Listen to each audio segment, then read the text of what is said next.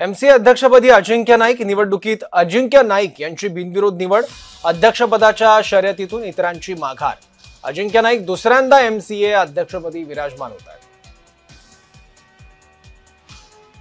याबद्दल आणखी माहिती घेऊ आपले प्रतिनिधी आपल्या सोबत असणार आहे थोड्याच वेळात। त्यांच्याकडून या संदर्भातले आणखी अपडेट्स आपण जाणून घेणार आहोत। निवडणुकीत अजिंक्य नाईक यांची बिनविरोध निवड झालेली आहे। दुसऱ्यांदा अजिंक्य नाईक यांची अध्यक्षपदी निवड झाली। बिनविरोध ते निवडल्या गेलेले आहेत। तर ही निवडणूक चुरशीची होणार असे कयास लावले जात होते। त्यासाठी वेगवेगळ्या वाटाघाटी आणि पडद्याआड चर्चा देखील सुरू होत्या, पण शेवटी निवडणूक बिनविरोध पार पडलेली आहे। अध्यक्षपदाच्या शर्यतीतून इतरांनी माघार घेतली आहे।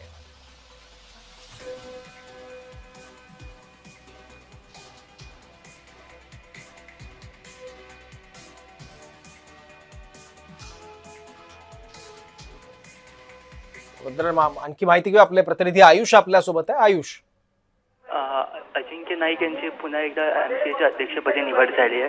अजिंक्य नाईक यापूर्वी आपण अनेकदा मुंबई क्रिकेटशी ते निगडीत आहेत।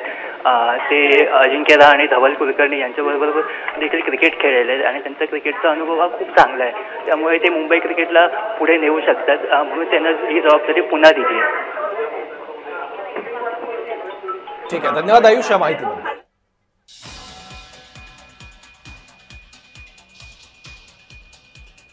अध्यक्षपदाच्या शर्यतीतून इतरांनी माघार घेतली आहे।